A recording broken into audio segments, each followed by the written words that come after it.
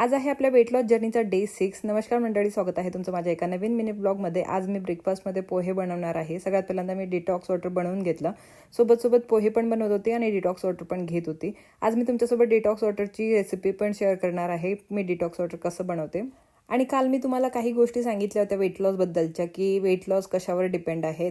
Totally तुमच्या कॅलरीजवर depend आहे की तुम्ही किती कॅलरीज इंटेक करता, कितीचा डेफिशिएट करता। 7700 कॅलरीज जर तुम्ही बर्न केल्या तर तुमचं 1 किलो वेट लॉस होतो। तर आता तुम्हाला डिसाईड करायचं आहे की तुम्हाला कितीचा डेफिशिएट करायचा आहे, म्हणजे कॅलरीज किती कमी घ्यायचे आहे आणि किती वर्कआउट करायचं आहे।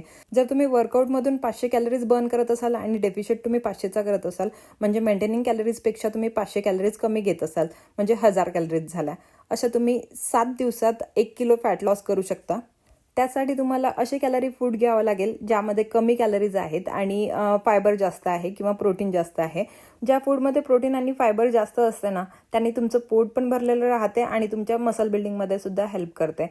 आता दिवसाचं प्रोटीन इंटेक किती झाला पाहिजे, तर तुमचं जेवढं वेट आहे तेवढाच ग्रॅम प्रोटीन इंटेक झाला पाहिजे। जसं की तुमचं 60 किलो वेट आहे तर 60 ग्रॅम प्रोटीन इंटेक झाला पाहिजे तुमचा। चला आता तुमच्यासोबत डिटॉक्स वॉटरची रेसिपी शेअर करते। सर्वात आधी मी अर्धी वाटी ओवा घेतला, त्यानंतर 1 वाटी सोप घेतली, 1 वाटी जिरं घेतलं आणि अर्धी वाटी परत मी मेथी दाणा घेतला। या सगळ्या गोष्टी कढईमध्ये भाजून घ्या, छान त्याला थंड करून घ्या। नंतर मग मिक्सरमधून काढून घ्या, त्यामध्ये थोडी हळद घाला आणि तुमचं डिटॉक्स पावडर रेडी आहे। या पावडरला तुम्ही पाण्यात उकळून सुद्धा घेऊ शकता किंवा गरम पाण्यात 1 चम्मच घालून तुम्ही सिप करून पिऊ शकता।